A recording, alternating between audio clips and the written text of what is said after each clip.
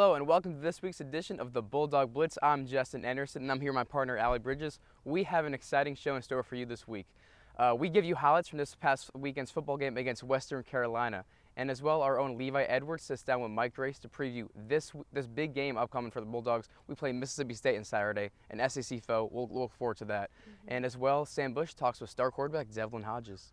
Later, we have highlights from both soccer and volleyball's big wins last week, and track got recognized on this field on Saturday for their SoCon win last year. But first, let's take a look at this week's football highlights. Thanks, Allie. I'm here with Matt Waters, and we're going to take you through some highlights from Saturday's football game against Western Carolina.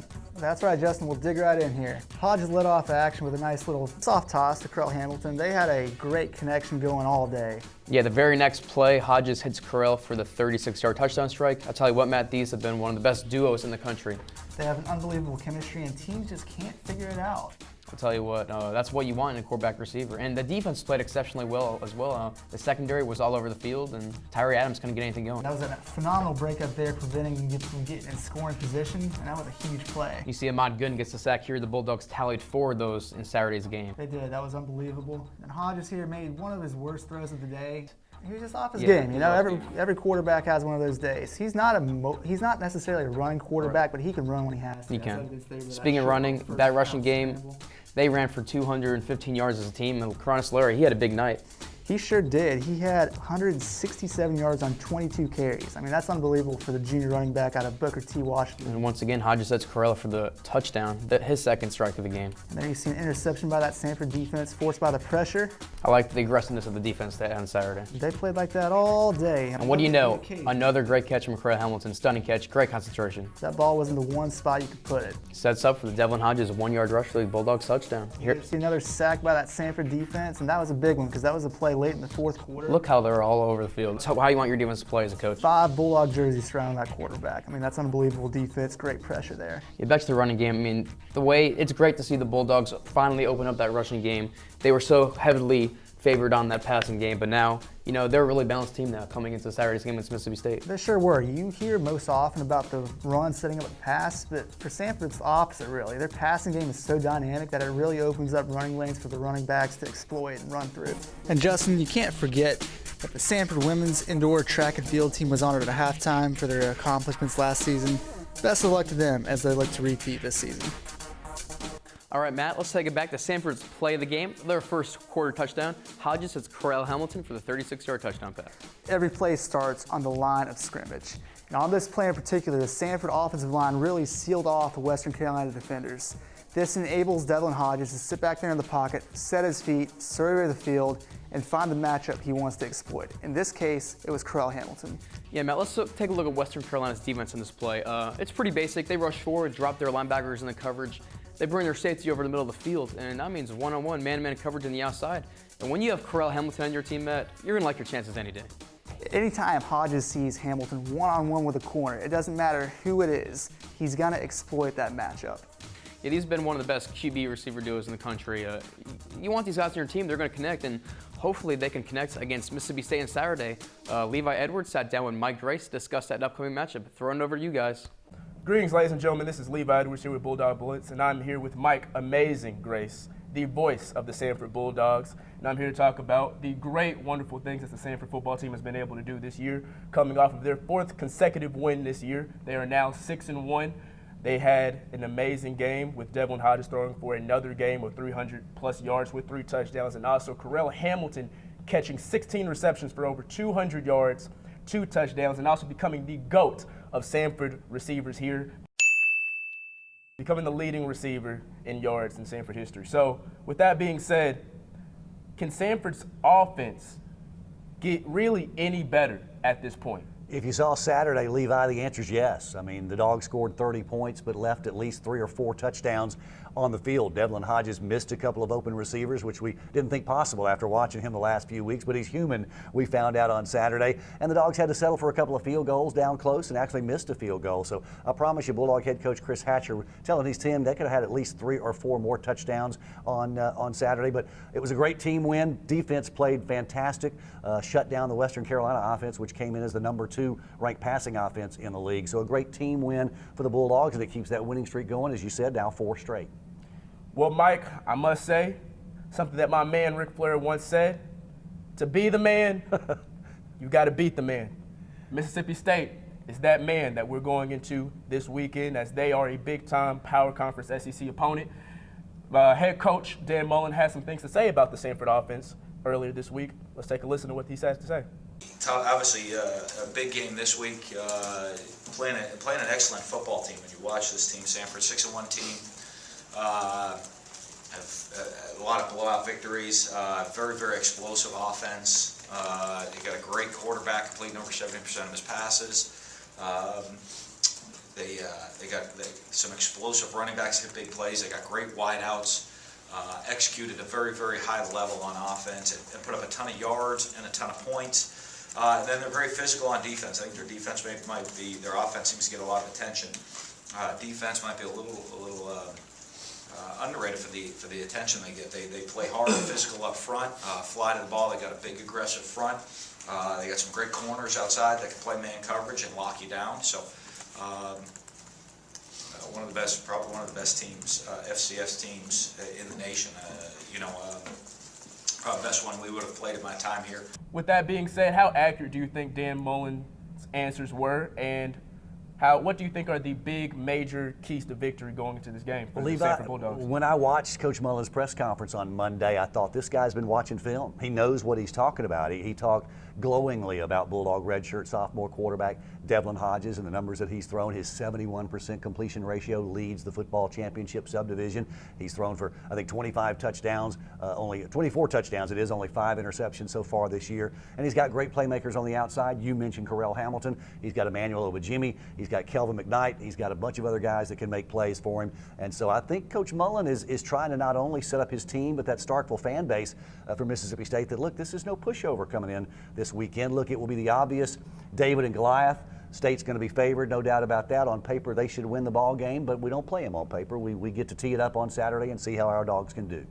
Well, also to add into that, I must say that Mississippi State, as Dan Mullen said himself, has been consistently inconsistent. As I must add, they are 2-5, which is at the bottom of the SEC, and they are they've been subpar against the pass defense, which I really do feel like Devlin Hodges and his receivers will be able to take advantage of. What you say? I like the lookup of our matchup between our receivers and their defensive backs as well, Levi. But keep in mind now, their 5 losses. State's lost 3 games on the last play of the game. Once with a missed field goal to the season opener against South Alabama, where State could have won at the buzzer, and then they've lost games with their offense on the field last play of the game, their defense on the field last play of the game. So it's a much better team than that 2-5 record indicates. And again, they're SEC guys. Okay, these guys have been recruited all over the Southeast. They're going to be hungry this week. I mean, they still have an outside chance of winning making it to a bowl game, but to do so, they've got to win this weekend and a whole bunch more between now and the end of the year. So they'll consider this a must-win victory, and I don't think you'll see them overlooking our Bulldogs come Saturday. Well, great. That game will be in Starksville at 2:30 Central Standard Time. That game will be broadcast on SEC Network, and we are very excited to see it, aren't we? Radio Plug 2, FM 99.1, 99.1 The Game here in Birmingham. You can listen online around the world, courtesy of the online links. You'll find that at the football schedule page at sanfordsports.com. Well, thank you, Mr. Grace. Allie, Justin, back to you. Thank you, Levi and Mike. It's an exciting week as the Dogs take on the Dogs in Starkville. Samford is traveling to play against Mississippi State. Be sure to either travel or tune in on the SEC Network to watch them and cheer them on. Yeah, Allie, and a key player for the Bulldogs this week is quarterback Devlin Hodges. He has won 3 SoCon Offensive Player of the Weeks in a row. So our own Sam Bush sits down with him to talk about his recent hot streak.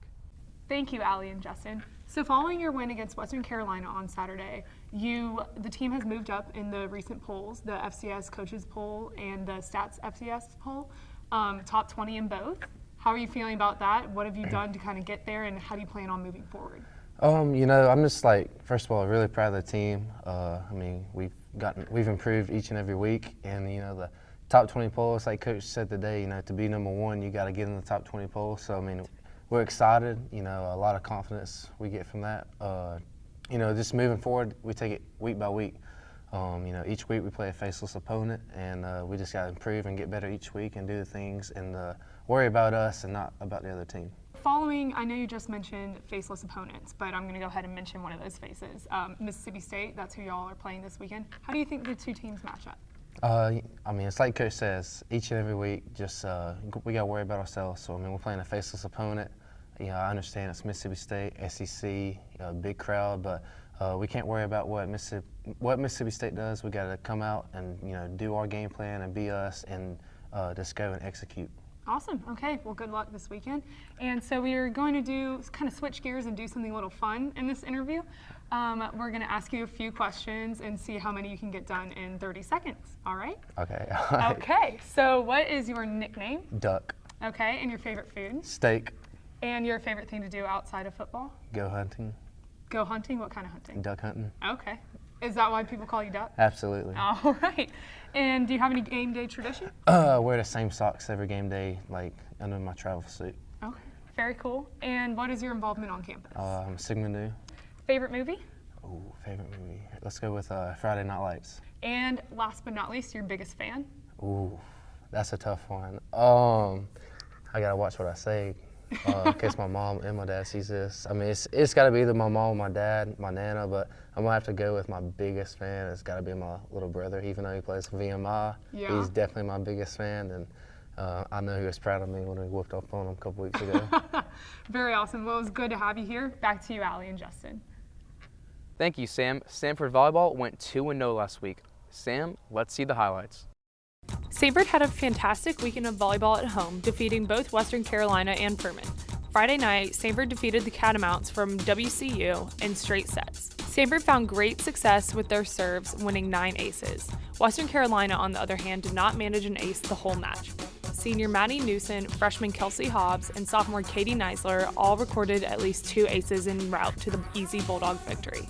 Saturday night was much of the same in a Samford win against Furman by a score of 3-1. This time, blocks were the difference as Gabby Greenwald, Kiana Wicks, and Kelsey Hobbs all contributed. The wins over the weekend put Samford at 15-10 overall with a 10-2 home record. Samford Volleyball has a tall task for the next 4 matchups as they have to face the Citadel, Mercer, ETSU, and Furman once again, all on the road. Those are 2 great conference wins from volleyball. Let's check out the wins from soccer last week. The Samford soccer team closed the regular season with shutout wins over UNC Greensboro and VMI. The wins gave them a winning streak of 7 games to end the season as the Bulldogs clinched their 3rd straight SoCon regular season championship. The Bulldogs edged out UNC Greensboro 1-0 last Friday in overtime. With 4 minutes remaining in the overtime, after a UNC Greensboro penalty in the box, Samford star player Jermaine Siopasenwe sent the penalty kick into the right corner of the net to win the game for the Bulldogs. The momentum carried over to Saturday as the Bulldogs blanked VMI on their way to a 4-0 victory. Jermaine Siopasenwe scored her team-leading 14th goal of the season. Sarah Smeltzer, Corey Souter, and Caitlin Orman each tallied a goal to add to the Bulldogs' lead. Goalkeeper Anna Maddox posted another 0 on the score sheet as the Bulldogs came on top of SoCon standings for the 3rd year in a row. Samford finished the season 12-3-2 overall with an 8-1 record in the Southern Conference. The Bulldogs open up the SoCon tournament at home on Saturday. Samford Baseball has a tradition on Halloween. They have a little fun. Dirk has the story. Thank you, Justin. TJ, there's a lot of standing traditions with the baseball team. 3 of them are pretty famous and well-known around campus, whether it's freshman haircuts, freshman walk-up songs, or the Halloween game. Before we get to the Halloween game, can you cover the other 2, please? Yeah. The other 2 we usually do, usually the freshman haircuts, ever since I've been a freshman coming in, the guys, we like to have a little fun with it, different designs, maybe a mustache in the back of their head, just for appreciation for the freshmen, and their adaptation to coming to Samford, and we just try to make it fun for them, and it just helps us bond as a team. What was your haircut?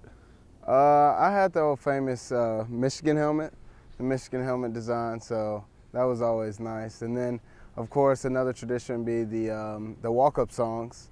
I had the Lion King, the Simba song, when he held up Simba. Yes. And so that was my song, and it was funny every time I came onto bat, and even the opponents knew that I was a freshman, but it was just fun going through the process on going back on it, so it's a good time.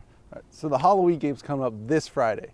Can you please elaborate on that? And we'll kind of get into what you're going as at the end of it. I'll ask about that. But can you go into about the Halloween game? Yeah. Like I said, the Halloween game, like you said, it's Friday.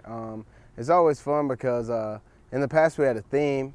You know, it'd be like heroes versus villains, or like ninjas versus like underwater ninjas, something crazy like that. But this year there's gonna be no theme like last year, so it just gives guys, you know, more wiggle room for costumes. So you'll see things from like SpongeBob to Captain America to even a corn dog. So it's gonna be a good time. All right. So freshman through junior year, what did you go as? I think freshman year, I think I was Frozone from The Incredibles. And then I was Steve Urkel last year. And I think I was a police officer my sophomore year. So I got something special for you guys this Friday. You're not gonna unveil what you're going as Friday? No. I've heard some crazy things though. I've heard like crayons and all this other crazy stuff. So we'll see. All right. So thank you, TJ, for coming out. Back to you guys. Thanks, Dirk. Seems like a really fun night. Make sure to come out Friday, maybe even in a costume. That's all we have for this week's show. I'm Justin Anderson. And I'm Allie Bridges. Thanks for watching, Samford.